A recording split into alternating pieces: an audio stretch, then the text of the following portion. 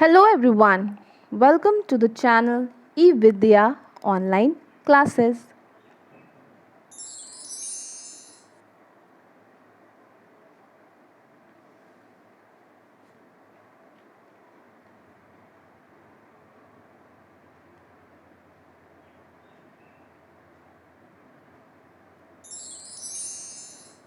So today in this video, I will discuss concept of object oriented programming, which in short we call it OOPS.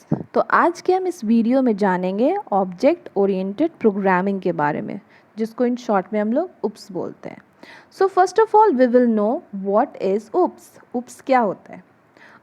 Object oriented programming is a programming paradigm in which data and functions are wrapped into a single unit. जिसका मतलब होता है object oriented programming एक ऐसा programming है जो कि work करता है डाटा और फंक्शन को जोड़ने के लिए, जो कि आउटपुट देता है एक इकाई में. So this is the meaning of object oriented programming, which in short we call it OOPS. Proceeding further, coming to the introduction part, computer is an electronic device that accepts instruction in a specific language. तो computer एक electronic device इसलिए कहा जाता है क्योंकि वो electricity से work करता है, चलता है, जो कि हम अपने चाइल्डहुड से पढ़ते हुए आ रहे हैं. जैसे फ़ैन, टीवी, वॉशिंग मशीन भी इलेक्ट्रॉनिक डिवाइस है जो कि वर्क करते हैं इंस्ट्रक्शन से. इसी तरह कंप्यूटर को भी चलाने के लिए एक इंस्ट्रक्टर की ज़रूरत होती है और वो इंस्ट्रक्टर को हम यूज़र कहते हैं.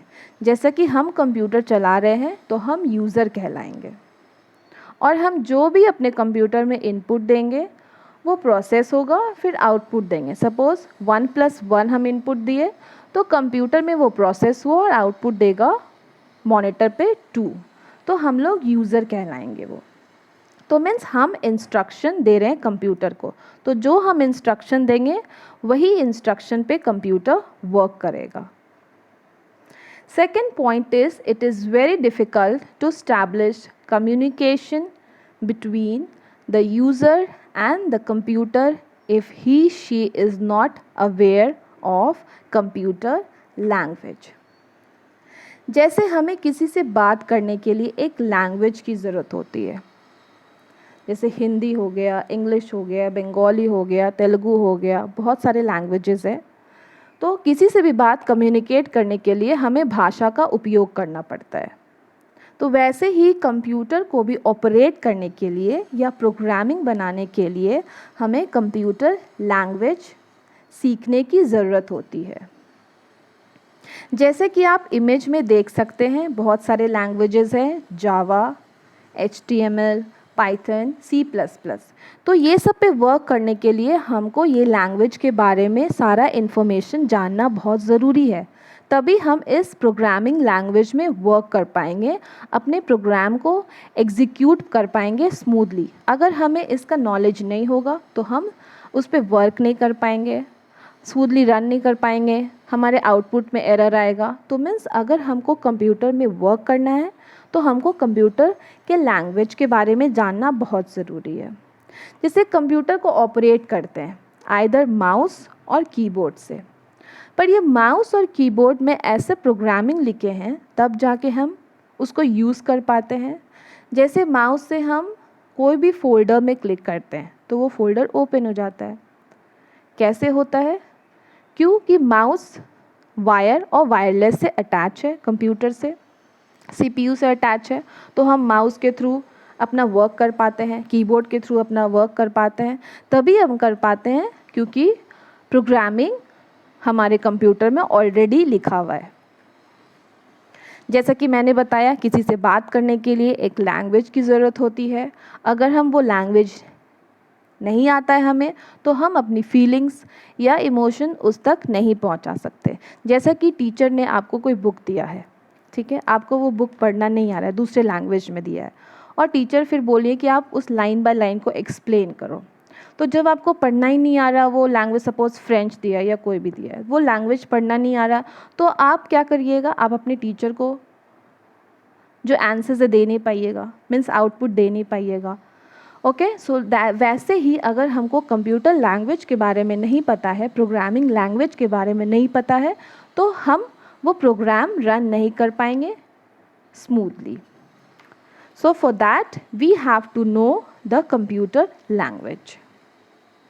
So that's why learning computer language is very essential for working on the computer. अगर हमको कंप्यूटर पे वर्क करना है तो हमको डिफरेंट कंप्यूटर प्रोग्रामिंग लैंग्वेज के बारे में जानना बहुत ज़रूरी है। जैसे कि देख रहे हैं कि आप वो बच्चा आराम से स्मूथली वो अपने कंप्यूटर में कीबोर्ड के ज़रिए यूज़ कर रहा है, अपना प्रोग्राम रन कर रहा है।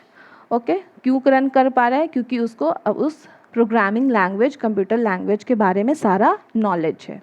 अगर नहीं होगा तो क्या होगा, वो एक लाइन लिखेगा, 2 लाइन लिखेगा, फिर वो अटक जाएगा, फिर वो उसका आउटपुट नहीं रन पाएगा, प्रोग्राम एग्जीक्यूट नहीं कर पाएगा, एरर बताएगा। So he can run smoothly his program. Why? Because he is having sufficient knowledge of that programming language और कंप्यूटर लैंग्वेज.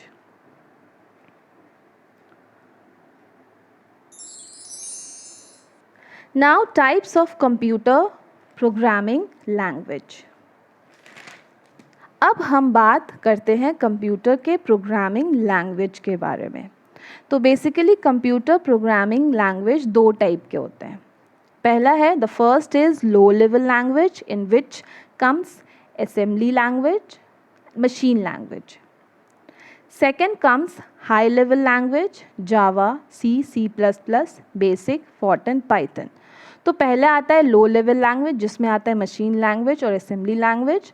दूसरा कंप्यूटर प्रोग्रामिंग लैंग्वेज है हाई लेवल लैंग्वेज जिसमें Java, C plus plus, BASIC etcetera आते हैं. जैसे कि आप diagram में भी देख सकते हैं, कंप्यूटर प्रोग्रामिंग लैंग्वेज को 3 पार्ट्स में डिवाइड किया गया है. लो level language, middle level language, high level language. Low level language consists of machine language and assembly language. Middle level language consists of C as a language. High level language consists of COBOL, Fortran, Pascal, C Sharp, Prolog, Java, .NET, etc. So these all are coming in high level language. So we will take one example to understand कि why there are different types of programming language. Okay, for example, जब एक बच्चा जन्म लेता है, वो एकदम छोटा होता है, उसे कोई भी लैंग्वेज का कोई भी आइडिया नहीं होता है, वो कुछ भी समझ नहीं सकता. तब वो क्या करता है, लोगों को ऑब्ज़र्व करता है, वो सुनता है और अपने माइंड के अंदर ट्रांसलेट करने का कोशिश करता है.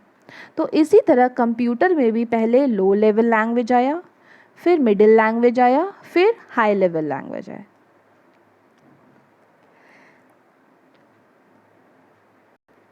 जैसा कि मैंने बोला, जब एक बच्चे छोटे होते हैं वो लोगों की बात सुनते हैं, अपने माइंड में ट्रांसलेट करते हैं, समझने की कोशिश करते हैं. फिर जब वो बच्चे थोड़े बड़े होते हैं तो थोड़ा थोड़ा बोलने सीखते हैं.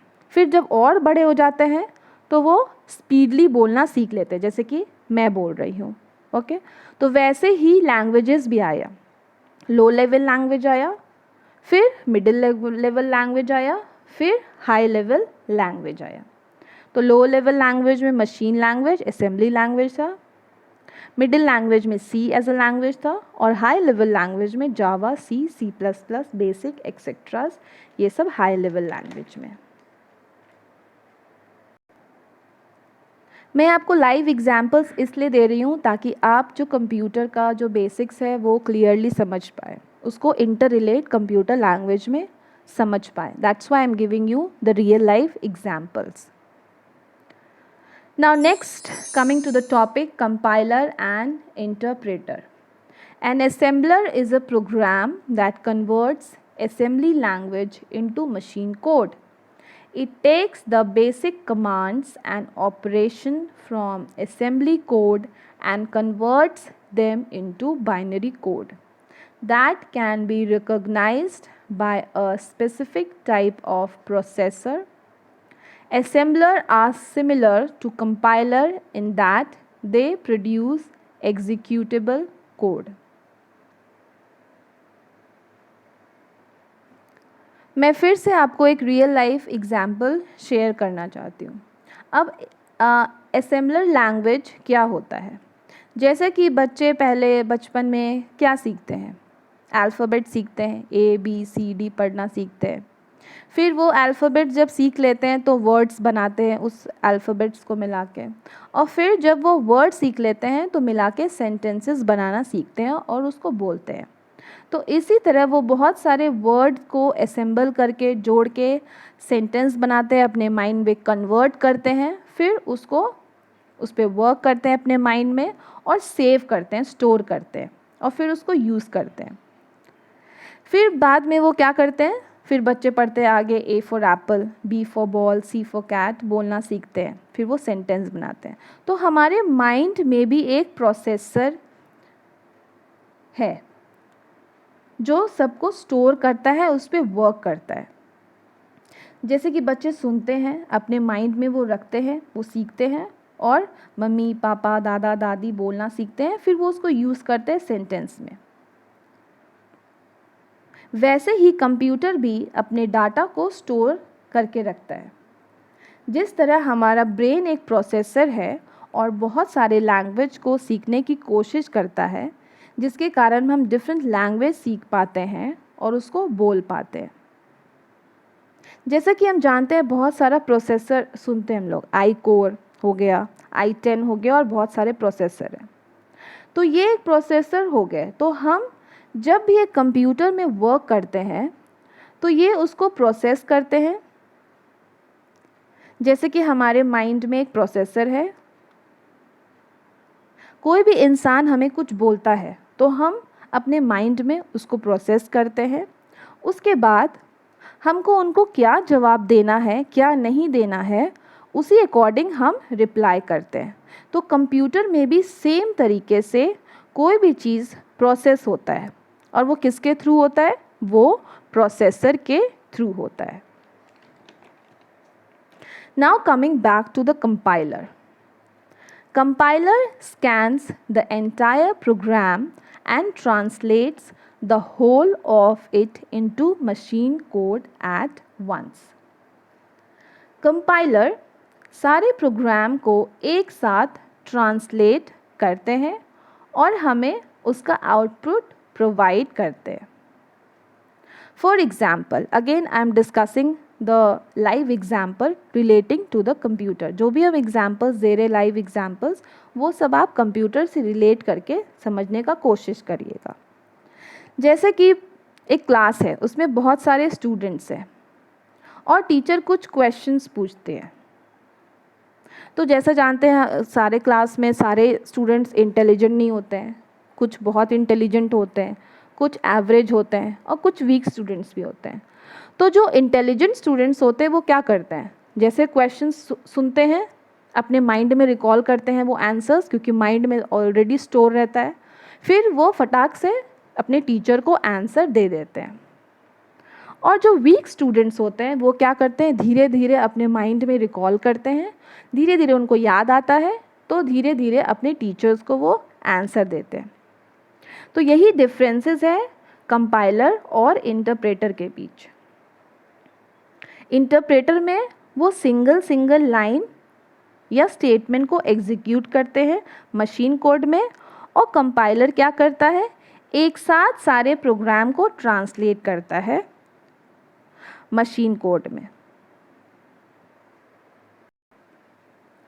आज के डेट में कंप्यूटर में जो भी प्रोग्रामिंग लिखा जाता है वो हाई लेवल लैंग्वेज में लिखा जाता है, जिससे हम आसानी से समझ भी पाए और कंप्यूटर प्रोग्रामिंग में ईजिली वर्क भी कर पाए.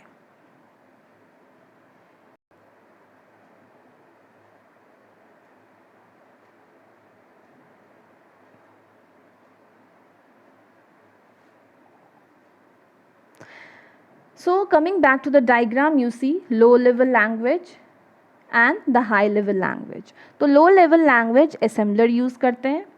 जैसे कि मैंने बताया, कंपाइलर क्या करते हैं, सारे प्रोग्राम को एक साथ एग्जीक्यूट करते हैं और इंटरप्रेटर क्या करते हैं, एक एक लाइन एक एक सेंटेंस को वो कन्वर्ट करते हैं मशीन कोड में एक एक करके 1 by 1, और कंपाइलर क्या करते हैं, एक साथ सारे को मशीन कोड में रन करते हैं, एग्जीक्यूट करते हैं। तो जो लो लेवल लैंग्वेज में असेंबलर यूज़ होते हैं और हाई लेवल लैंग्वेज में जैसे कि बेसिक जावा फोर्टन हो गया, वो कंपाइलर और इंटरप्रेटर यूज़ करते हैं। Okay,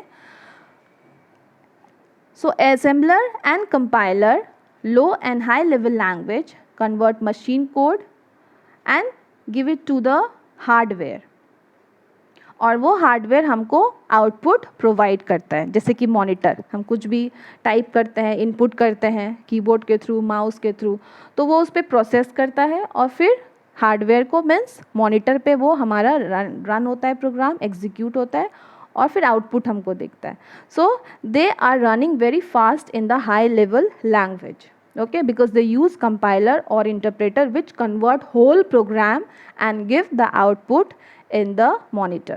So computer programs are usually written on high level language. A high level language is one that can be understood by humans, जो कि हम लोग आसानी से समझ पाए, उस पर प्रोग्राम कर पाए और easily रन कर पाए. So that is high level language.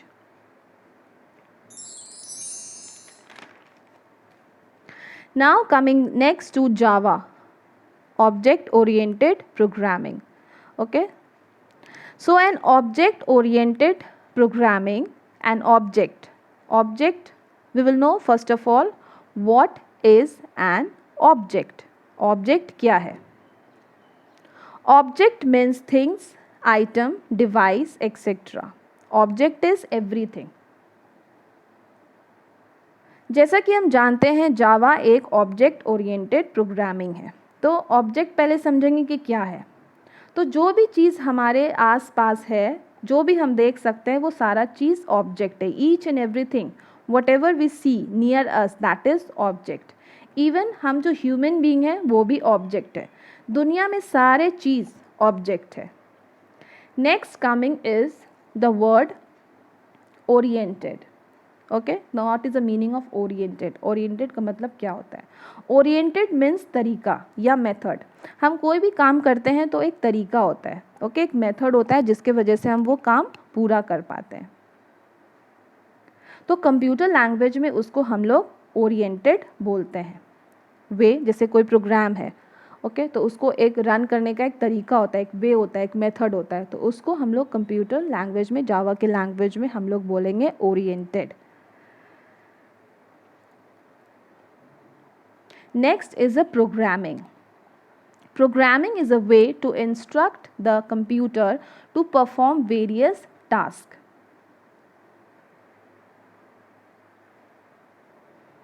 So, OOPS, object-oriented programming, is about creating objects that contain both data and method.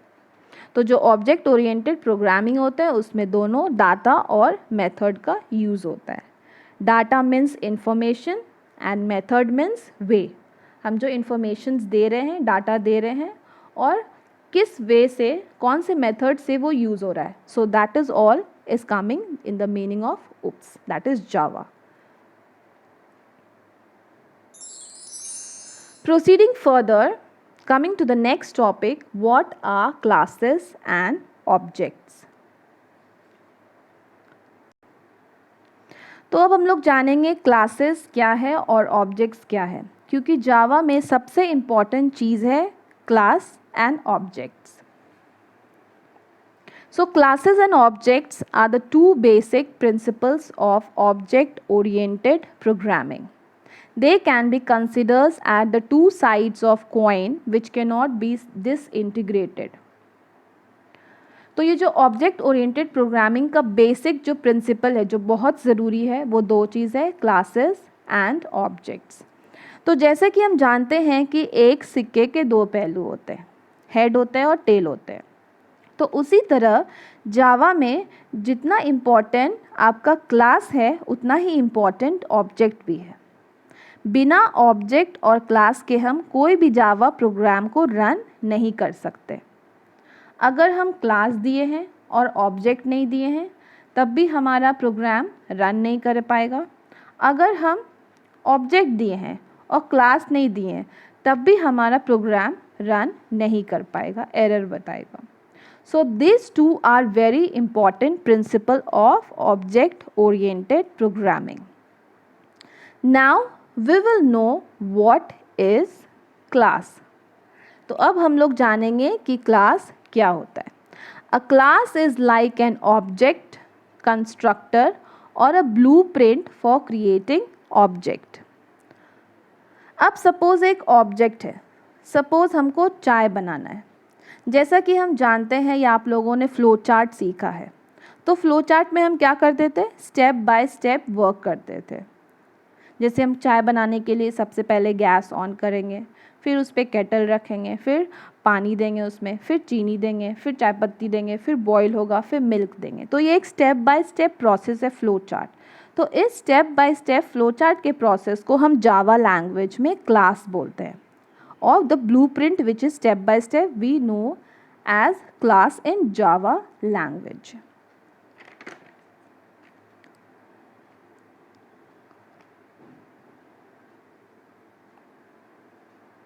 Next is the object.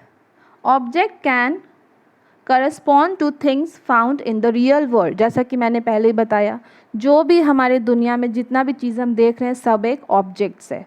Okay जैसे हम हो गए ऑब्जेक्ट्स, एनिमल्स हो गए, बर्ड्स हो गए, कोई भी थिंग जिसको हम देख सकते हैं तो वो सारा चीज़ क्या हो गया, ऑब्जेक्ट्स में आ गया। अब यहाँ पे एग्जाम्पल आप देख सकते हैं क्लास और ऑब्जेक्ट्स का। तो क्लास में आ गए फ्रूट और कार। अब फ्रूट तो बहुत सारे टाइप्स के होते हैं, एप्पल भी फ्रूट है, बनाना भी फ्रूट है, मैंगो भी फ्रूट है। ओके सो एप्पल, बनाना, मैंगो ये ऑब्जेक्ट में आ गए, और ये कौन से क्लास में आते हैं, ये फ्रूट क्लास में आते हैं। वैसे बहुत सारे कार्स भी है, वॉल्वो है, ऑडी है, टोयोटो है। So Volvo, Audi, Toyota they are the object and they are coming in which class, they are coming in class car.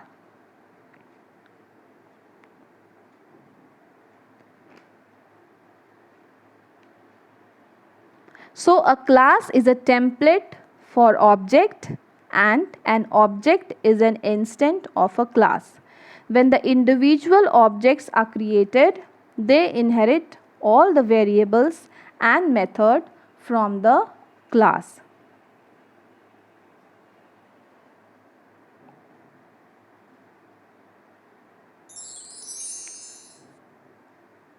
Proceeding further, what are classes? A class is like an object constructor or a blueprint for creating object. जैसे कि मैंने बताया, चाय अगर आप बनाइएगा तो उसको एक ब्लूप्रिंट, एक फ्लो चार्ट फॉलो करना पड़ेगा। ओके तो कोई भी क्लास को ये करने के लिए blueprint, class is like an object constructor और ब्लूप्रिंट फॉर क्रिएटिंग ऑब्जेक्ट। उस ऑब्जेक्ट को बनाने के लिए हमको वेरियस स्टेप बाय स्टेप्स को फॉलो करना पड़ेगा। A class under object-oriented programming system can be imagined as a natural class where you sit and study in your school. So here, जैसे कि आप स्कूल में पढ़ते हैं वो नेचुरल क्लास है। ओके उसको LKG, UKG, 9, 10, 11, 12 these all we call class 10, class 9, class 11. Okay so these are coming in the class. So that is a natural class where you go daily, जहाँ आप school जाते हैं और वहाँ पे पढ़ाई करते हैं। So taking that as an example, just I am explaining. There are some rules defined for your class for smooth running of the academic curriculum, like timetable, subjects taught, set of teachers assigned to teach, laboratory schedule, sports activities. तो जैसे कि आप school जाते हैं, school में कुछ rules होते हैं जो कि आपको फॉलो करने पड़ते हैं। ओके जैसे कि असेंबली टाइम है तो आपको जल्दी से स्कूल जाना है, लेट नहीं करना है। Okay first period, second period, third period, सारा पीरियड्स डिवाइड है एक टाइमिंग पे, और हर पीरियड्स में अलग अलग सब्जेक्ट्स होता है। जैसे फर्स्ट पीरियड में इंग्लिश हो गया, सेकंड पीरियड में हिंदी हो गया, थर्ड पीरियड में बायो हो गया, फोर्थ पीरियड में कंप्यूटर हो गया। तो ये सब पीरियड्स फॉलो होते हैं, that is time table. Okay lunch हो गया, एक्टिविटी गेम्स पीरियड हो गया, फर्स्ट पीरियड में ये टीचर आएंगे, ये सब्जेक्ट पढ़ाएंगे, सेकेंड पीरियड में दूसरे टीचर आएंगे, दूसरे पीरियड पढ़ाएंगे, लैब है, कंप्यूटर लैब जाना है तो उसका एक टाइमिंग है।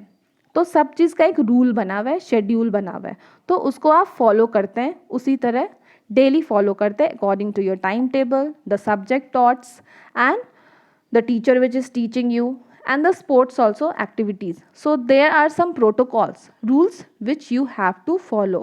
तो वो rules आपको follow करना ही है जब तक आप स्कूल में हैं. Now each student of your class is bound obey the protocols set for your class. तो क्लास में जितने बच्चे भी होते हैं वो सबको वो रूल्स फॉलो करना पड़ता है. ऐसा नहीं है कि एक स्टूडेंट रूल फॉलो करेगा दूसरा नहीं करेगा. सारे स्टूडेंट्स को वो रूल फॉलो करना है. अगर फर्स्ट पीरियड का बेल बजा है तो सारे के लिए बजेगा. अगर कंप्यूटर एक्टिविटीज़ में जाना है तो सारे बच्चे जाएंगे. लैब में जाना है कंप्यूटर में, जो असाइंड है उतने बच्चे, उतने ही बच्चे जाएंगे. So that is bound, that is protocols which we say rules. We have to follow the all protocols of your class. So the action may be conduct as follows. तो यहाँ पे कुछ कुछ एक्शंस दिया गया है जो प्रोटोकॉल्स में आता है. A specific teacher will teach all the students of your class at a time in a defined period. जैसे फर्स्ट पीरियड कंप्यूटर का है तो उस कंप्यूटर टीचर क्या करेंगे, एक बच्चे को नहीं पढ़ाएंगे, उस क्लास में जितने सारे बच्चे हैं एक ही टाइम में एक साथ पढ़ाएंगे. तो वो एक प्रोटोकॉल्स है, वो रूल्स है टीचर का भी और स्टूडेंट्स का भी. All the students of your class will study a single subject in a period. Means अगर कंप्यूटर का पीरियड है तो कंप्यूटर ही पढ़ेगा सारा बच्चा, दूसरा सब्जेक्ट नहीं पढ़ेगा. उस पीरियड में वो ज्योग्राफी या वो हिंदी या वो इंग्लिश नहीं पढ़ेगा. So that is a rule, the protocol which you have to follow, वो मानना ही होगा. All students will be taken to the ground for playing a period. Suppose games period है, एक्टिविटी पीरियड है, तो सारे बच्चे जाएंगे. ऐसा नहीं कि आधा बच्चे क्लास में रहेंगे और आधा बच्चे ग्राउंड पे जाएंगे. So each and every student will go out for the games period और activity period. All the students will be given break at the same time. The lunch break होता है जैसे, ओके जो टिफ़िन ले जाते हैं आप खाते हो, तो ऐसा नहीं है कि एक बच्चे के लिए ब्रेक हो रहा है, अपना टिफ़िन खा रहा है, पानी पी रहा है, दूसरा बच्चा क्लास में पढ़ाई कर रहा है. It's not like that. Each and every student of the class will go out and have their lunch. अपना बाहर जाएंगे, लंच करेंगे. All the students of your class will be dispersed for going back home at the same time. सारे बच्चे जो हैं एक साथ निकलेंगे, अपने अपने घर जाएंगे. ऐसा नहीं है कुछ बच्चे स्कूल में ही रह जाते हैं और आधा बच्चे घर जाते हैं, आधा बच्चे स्कूल में रहते हैं. सबका अपना अपना एक टाइमिंग है. ओके तो उस टाइमिंग में छुट्टी जैसे हुआ सबको अपने अपने घर जाना है. So this is a rules, that is a class rules और school rules. Okay so a common rule has to be followed by the students of the class. Hence, we can conclude that each student is an object of the class in which you read. Suppose you are in the 11th class or 10th class, तो you have to follow your class rules. तो उस class में जितने भी बच्चे पढ़ रहे हैं ये सब रूल्स सारे बच्चे को फॉलो करना पड़ता है. So the rules by the student of class, hence we conclude that each student is object. तो जितने भी बच्चे क्लास में, अब हम कंप्यूटर लैंग्वेज में समझेंगे, जावा की लैंग्वेज में. ओके तो जितने भी बच्चे हैं वो क्या हो गए, ऑब्जेक्ट हो गए. ओके और जैसे कि क्लास मैंने 10th बताया, 11th बताया, तो कौन सा क्लास हो गया वो 11th क्लास और 10th क्लास. ओके तो उस जो क्लास हो गया 11 वो क्लास कहलाएगा एज अ कॉमन, और जितने भी स्टूडेंट्स हो गए वो ऑब्जेक्ट कहलाएंगे. तो अब आप समझ गए होंगे कि क्लास क्या है और ऑब्जेक्ट क्या है.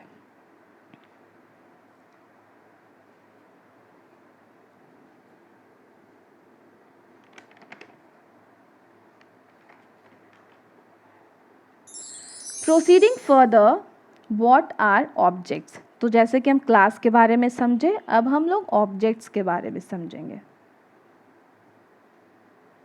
Object is a unique entity which contains data and functions, characteristics and behavior together in an OOPS language, or you can say object oriented programming language.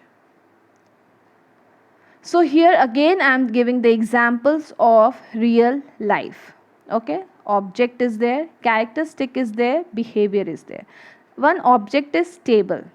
Okay, characteristic, it has 4 legs, it has a plain top. Behavior is it is used to keep glasses etc. It is use to keep books etcetera. तो table क्या हो गया, object हो गया. Okay अब उसका characteristic क्या है कि उसको 4 लेग्स होते हैं. अगर एक भी लेग टूट गया तो क्या होगा, टेबल सही से वर्क नहीं कर पाएगा. उसका प्लेन ऊपर का पार्ट क्या होता है, प्लेन होता है, सीधा होता है. और हम लोग टेबल्स का बहुत सारा यूज़ कर सकते हैं. जो बिहेवियर है ओके ग्लास रखने के लिए, बुक्स रखने के लिए, कुछ लिखने के लिए, पढ़ने के लिए हम लोग यूज़ करते हैं. Next is the potato. It is brown in color, it is spherical, oval in shape.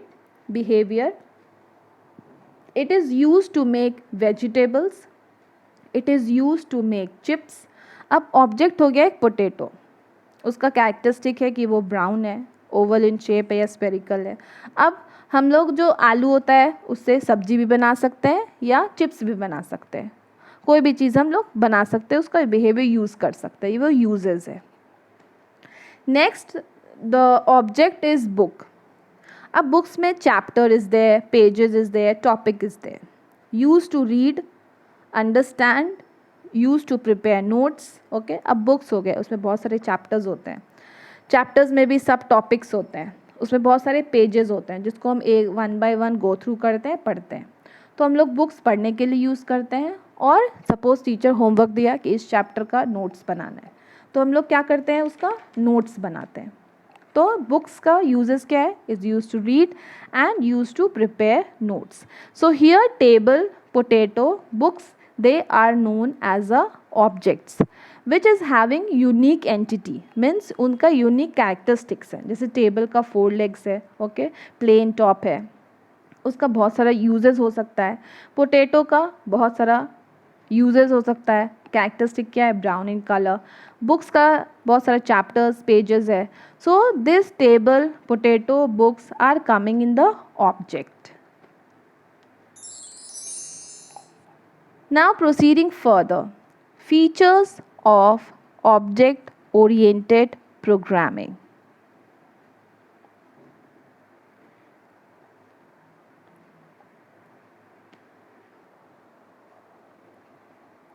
So the first feature is it gives stress on data items rather than functions.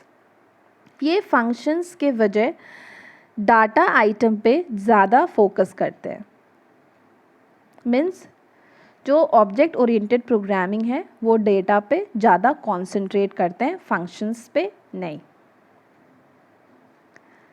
The next feature is it makes the complete program problem simpler by dividing it into a number of objects. Object oriented programming और OOPS कोई भी programme को एक simple तरीके में execute करता है, उसको बहुत सारे ऑब्जेक्ट्स में डिवाइड करके. मीन्स प्रोग्राम को एक ईजी वे में एग्जीक्यूट करता है, ना कि कॉम्प्लिकेट वे में. The third feature is the object can be used as a bridge to have data flow from one function to another. एक फंक्शन को दूसरे फंक्शन से जोड़ने के लिए ऑब्जेक्ट का यूज़ होता है. The fourth features of object oriented programming और OOPS is you can easily modify the data without any change in the function. हम कोई भी डाटा को चेंज या एडिट या कर सकते हैं बिना फंक्शंस चेंज किए. जैसे एनिमल ऑब्जेक्ट है, हम एनिमल्स लिखेंगे, एस जोड़ेंगे, या बर्ड्स, एनिमल हटा के हमको बर्ड्स लिखना है, तो हम बिना फंक्शंस को चेंज किए अपना एडिट कर सकते हैं ईजी वे में. सो हम कोई भी डाटा को चेंज कर सकते हैं बिना फंक्शंस को चेंज किए.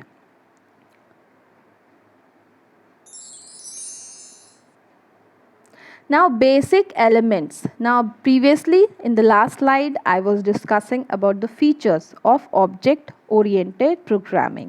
Now we will discuss about the basic elements of OOPS, means principle of OOPS, or you can say principle of object oriented programming. So the first principle is data abstraction, means data hiding. Abstraction refers to an act of representing essential features without including background details. जैसा कि आप अब देख रहे हैं ऊपर diagram में, हम लोग मैसेज सेंड करते हैं. Simply compose an SMS using any mobile phone in the correct format and send it to enrolled device or for executions. हम लोग मैसेज किसी को सेंड करना है तो हम लोग क्या करते हैं, हम लोग मैसेज ओपन करते हैं, फिर क्या करते हैं, मैसेज अपना टाइप करते हैं with the help of keypad in our mobile. फिर हमको जिसको सेंड करना है कॉन्टैक्ट में हम लोग सेलेक्ट करते हैं, फिर सेंड कर देते हैं. तो हम तो सेंड कर दिए मैसेज.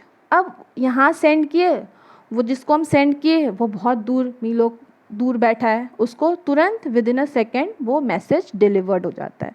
तो कैसे होता है, हम तो वो नहीं जान रहे हैं, हम यहाँ पे टाइप किए और भेज दिए और मैसेज रिसीव भी हो गया. तो जो बैकग्राउंड में प्रोसेस हुआ वो हम अनअवेयर है, हमको पता नहीं चल रहा है. So that is only the meaning of data abstraction, कि हम जो काम कर रहे हैं बैकग्राउंड में वो कैसे हो रहा है वो हमको पता नहीं है. So this is the principle of OOPS, कि जो भी होता है डाटा हिडन होता है. Okay, that is known as data abstraction. हम जो काम कर रहे हैं वो कैसे प्रोसेस हो रहा है वो हमको नहीं पता है. One more example you see. While using an ATM machine to withdraw money, you insert your debit card in the provided slot and follow the on-screen instruction. After providing the correct PIN number and entering the desired amount, you collect the money from the machine.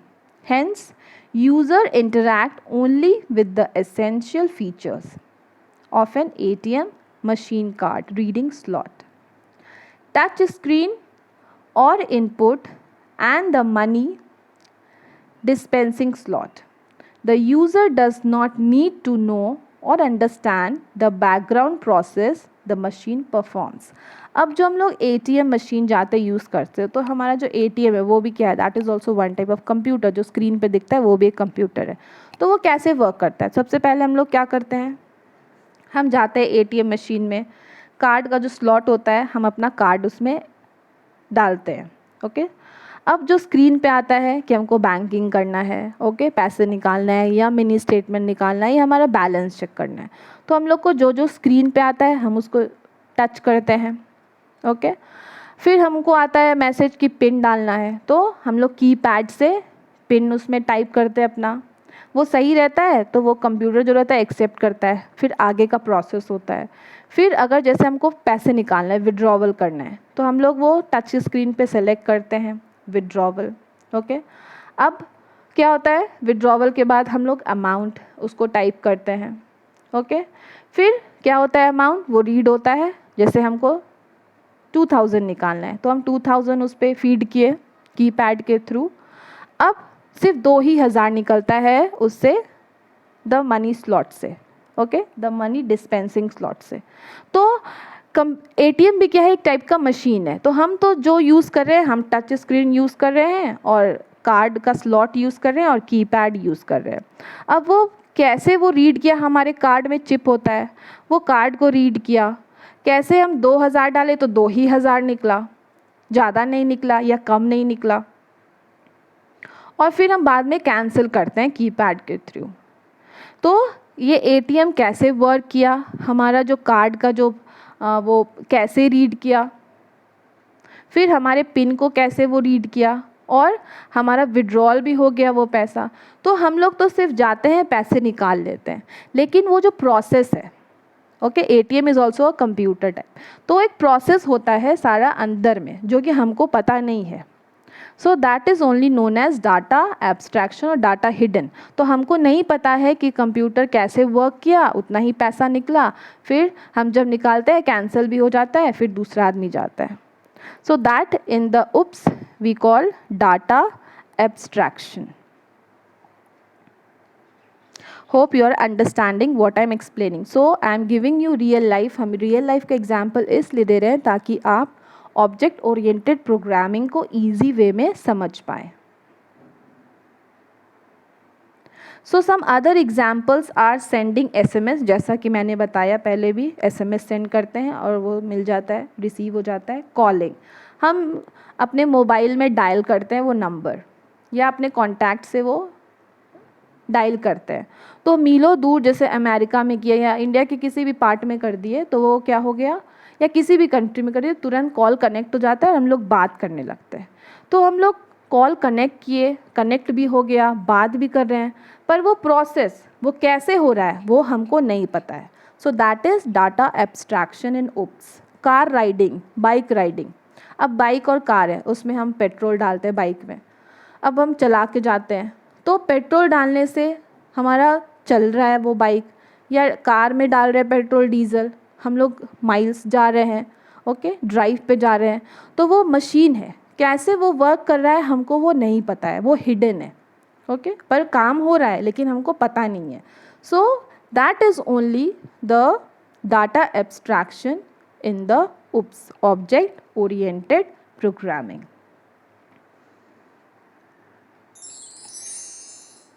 Next principle or basic element of OOPS is encapsulation. So we will understand what is encapsulation. Data hiding तो हम लोग पता चल गया, data abstraction क्या होता है कि हम काम करते हैं लेकिन हमको पीछे क्या प्रोसेस हो रहा है बैकग्राउंड में वो हमको पता नहीं है। अब हम लोग जानेंगे इनकैप्सुलेशन क्या होता है। The process of combining data and function that enables to be applied together a single entity. Example, computer CPU. When we are using our computer, that time we don't know how CPU function, motherboard is working and how other functionality inside CPU is working. Only we know how we can perform our work on computer by using keyboard, mouse, printer, etc. Because CPU is covered with CPU box, which is hiding all these internal things.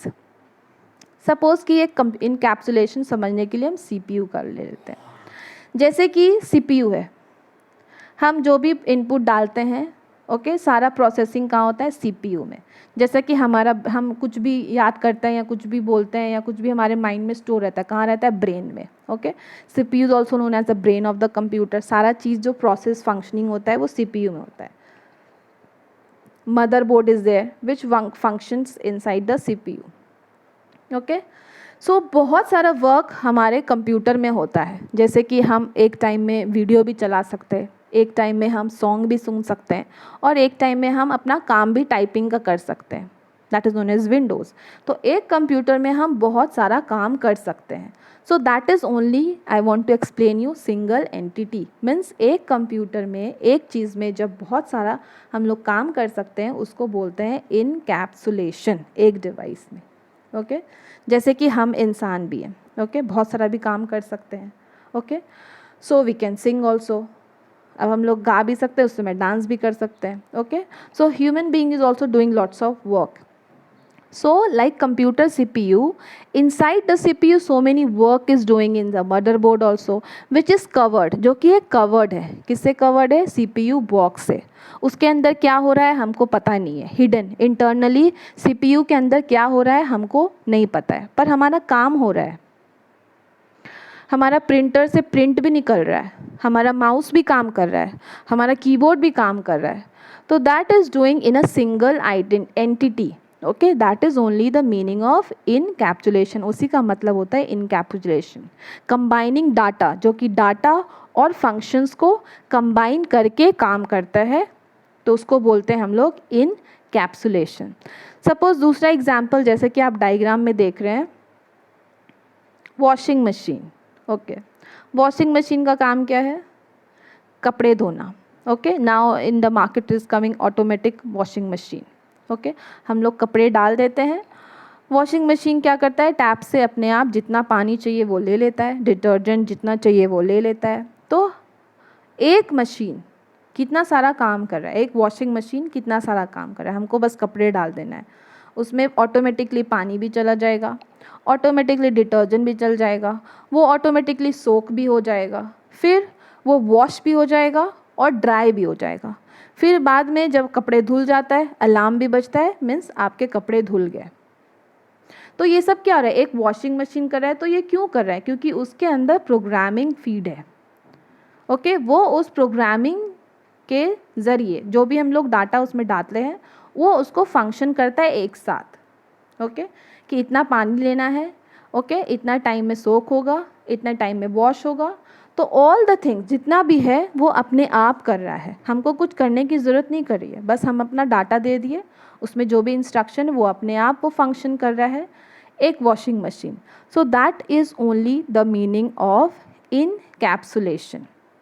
जैसे कि CPU बहुत सारा work करता है, अब उसके अंदर washing machine के अंदर हम लोग कवर बंद कर देते हैं. वो कैसे यूज़ कर रहा है, दैट इज़ हिडन. वो कैसे ले रहा है, कैसे डिटर्जेंट ले रहा है, ओके, सारा प्रोसेस कैसे कैसे वो इंस्ट्रक्शन ले रहा है, जो प्रोग्रामिंग उसमें फीड है, तो वो कैसे उसको यूज़ कर रहा है, we don't know, that is hidden. वो हमसे छुपा हुआ है, पर वो वर्क कर रहा है. Okay, so these all are coming in an encapsulation. So encapsulation is one of the principle of OOPS.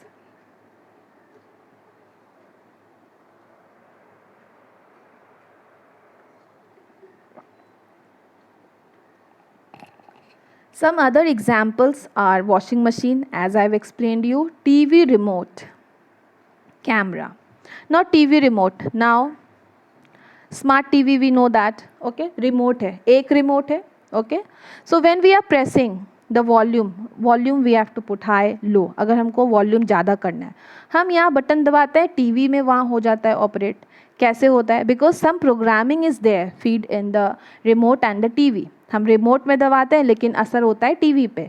हम वॉल्यूम यहाँ बढ़ाते हैं लेकिन वॉल्यूम टीवी में बढ़ जाता है. चैनल चेंज करना है, हम रिमोट से करते हैं. तो एक रिमोट है, उसमें हम वॉल्यूम भी बढ़ा सकते हैं, उसमें वॉल्यूम भी घटा सकते हैं. ओके, चैनल भी चेंज कर सकते हैं, सेव भी कर सकते हैं. ओके, तो बहुत सारा चीज़ हम कर सकते हैं एक ही रिमोट से. Whatever data we are giving, suppose कि वॉल्यूम बढ़ाना है, हम वॉल्यूम प्लस जो रहता है बटन उस पर प्रेस करेंगे, दैट इज़ डाटा, उस पर फंक्शनिंग कर रहा है. ओके, और फिर वो अप्लाई कर रहा है टीवी पे. ओके, टीवी पे क्या हो रहा है, वॉल्यूम कम हो रहा है. तो दैट इज़ ओनली इनकैप्सुलेशन. हम वॉल्यूम प्रेस बटन दबाएं, प्लस वाला, वो डाटा हो गया.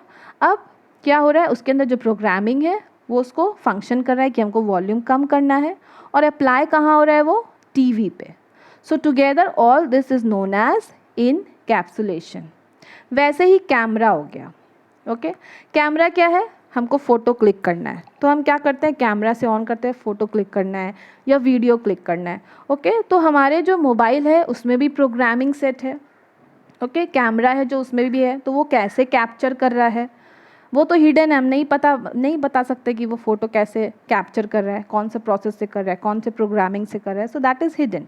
ओके, सो एक कैमरा से हम लोग फ़ोटो भी क्लिक कर सकते हैं, वीडियो भी क्लिक कर सकते हैं, एडिटिंग भी कर सकते हैं, बहुत सारा यूज़ कर सकते हैं. Okay, so that is coming in capsulation.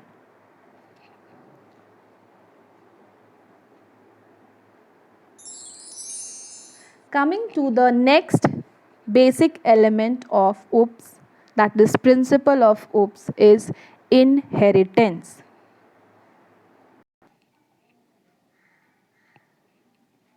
It is the process in which objects of one class can link and share some common properties of the object with another class.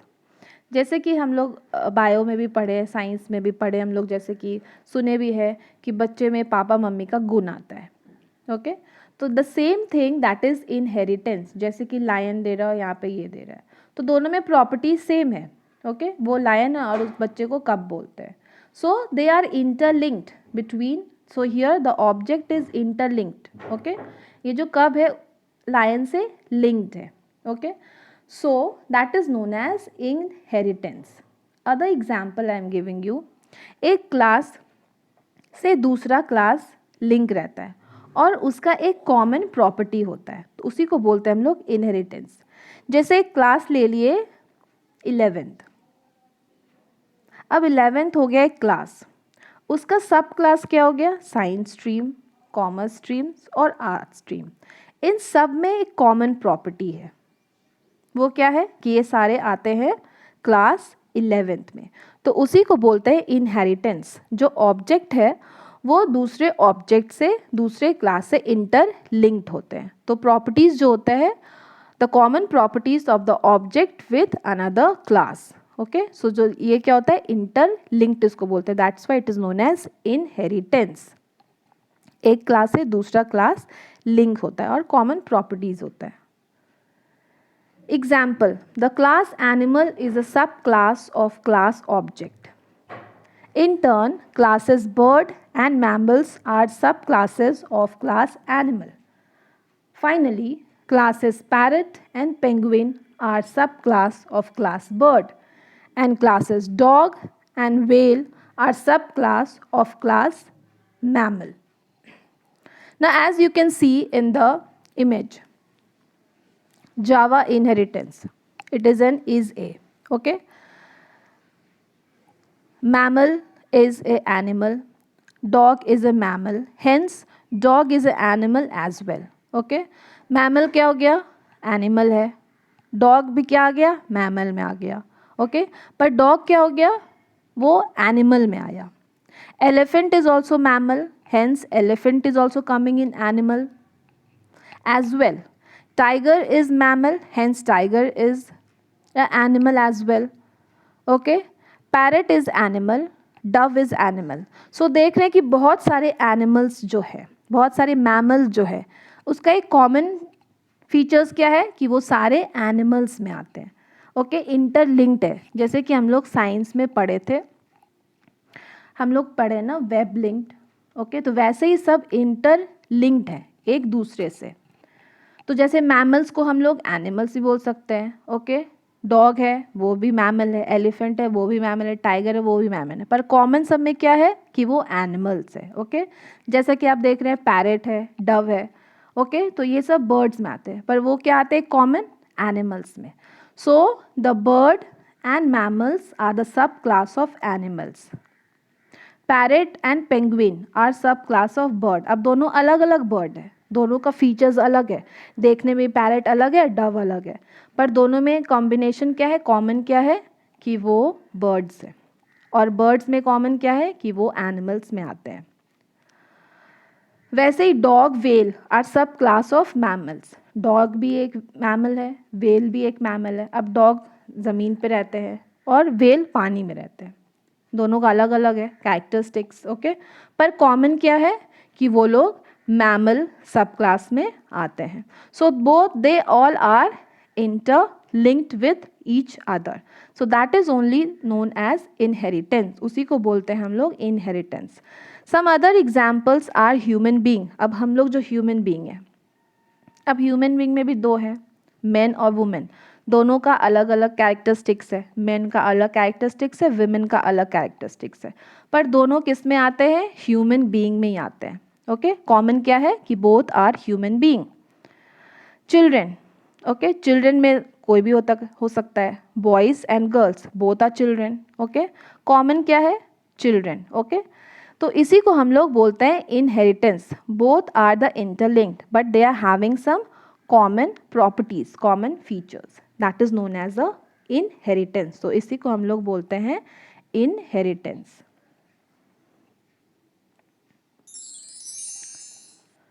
Next basic element of OOP, principles of OOP is polymorphism.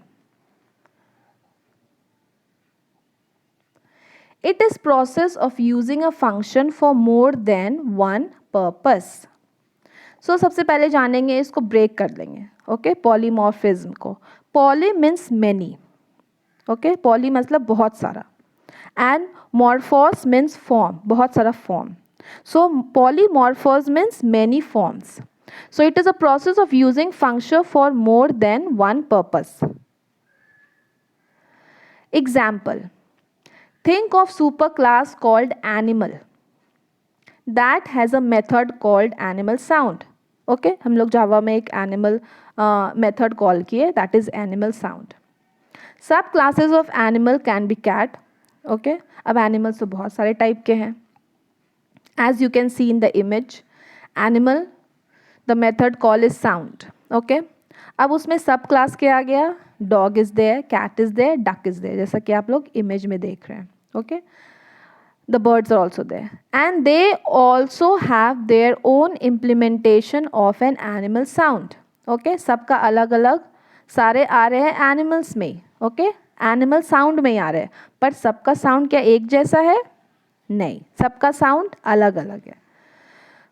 Okay, the cat mews, the bees buzz, the lion roars. जो dog है वो बॉ बॉ करेगा, cat है म्याओ म्याओ करेगी, और जो डक है वो क्वैक क्वैक करेगा. तो they are different sounds coming, but वो किस में आ रहा है? Animal sound, the basic. Okay, so this is only the known as the polymorphism. So it is a process of using function for more than one purpose. एक purpose से नहीं, बहुत सारे पर्पस से जब हम यूज़ करते हैं तो उसी को बोलते हैं हम लोग polymorphism. Some other example are accelerator, car, bike, aeroplane, etc. अब accelerator as you can see in the image, accelerator है वो कार में भी होता है, बाइक में भी होता है, एरोप्लेन में भी होता है. एक एक्सलरेटर है, पर उसका यूजेस कितने जगह हो रहा है. So that is only that I want to explain you. वही हम समझाने का कोशिश कर रहे हैं. चीज़ एक है, पर डिफरेंट डिफरेंट ऑब्जेक्ट्स में वो यूज़ हो रहा है. So that is only known as polymorphism. Accelerator जो है कार में भी यूज़ होता है, बाइक में भी यूज़ होता है. वैसे ही शेप हो गया. Okay, shape and area. अब शेप है, अब शेप डिफरेंट डिफरेंट्स के भी हो सकते हैं. सर्कल का अलग शेप है, ट्राइंगल का अलग शेप है, रेक्टेंगल का अलग शेप है. ओके, एरिया सबका अलग अलग है. So there are various purpose of that. That is known as in the Java language polymorphism. The next principle of OOP is dynamic binding.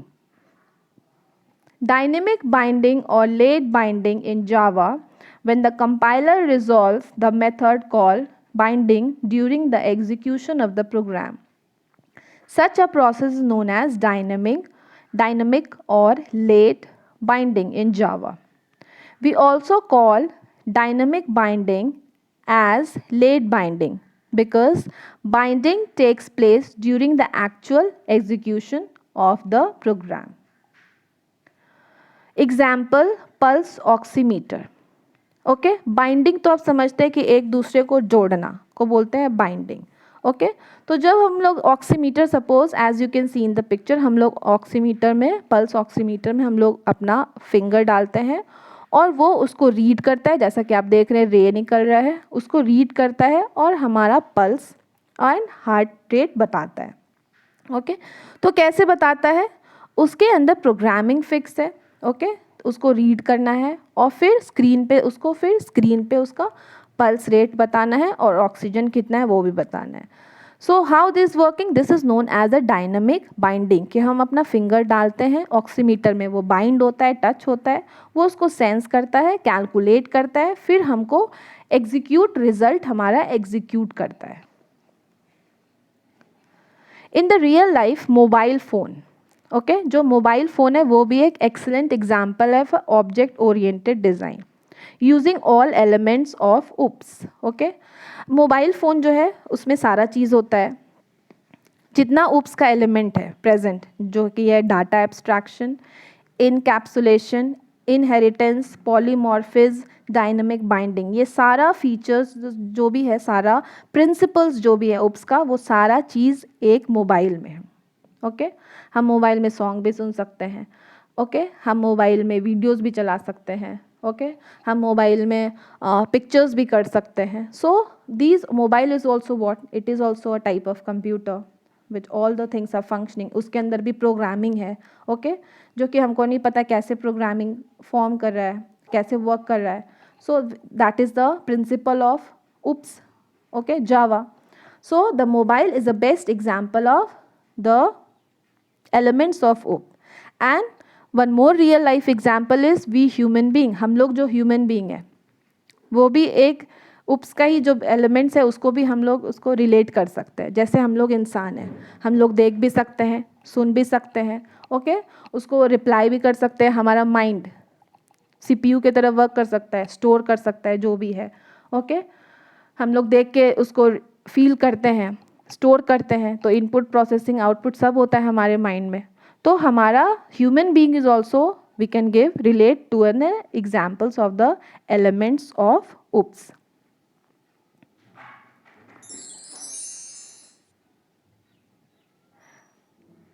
So next is the benefits of object oriented programming.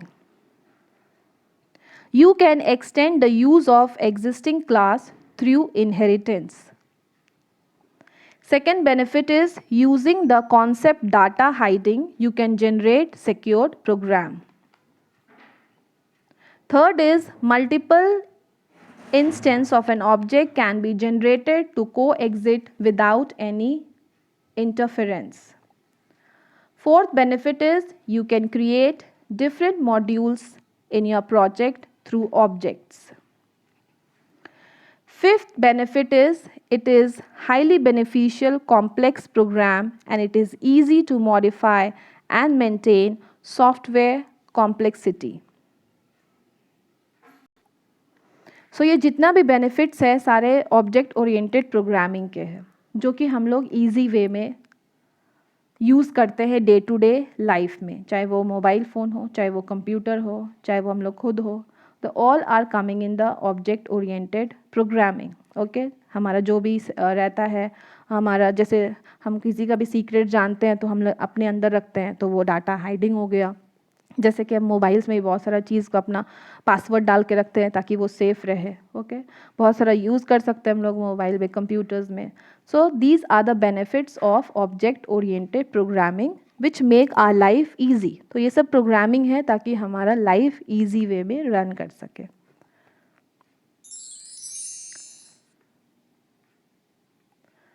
I hope कि आपको ये video पसंद आया हो और आप जो basics है, जो प्रिंसिपल्स है और जो ऑब्जेक्ट ओरिएंटेड प्रोग्रामिंग जिसको उप्स बोलते हैं वो अच्छे से समझ पाए हो।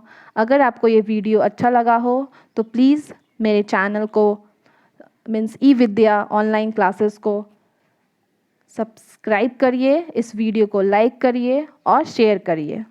So thank you all. और अगर इस वीडियो में किसी टॉपिक पे आपको डाउट है या नहीं समझ पाए हैं तो आप कमेंट सेक्शन में अपना डाउट सेंड कर सकते हैं ताकि हम उसको आपको फिर से क्लैरिफाई या आंसर्स दे पाए। So thank you all for watching this video.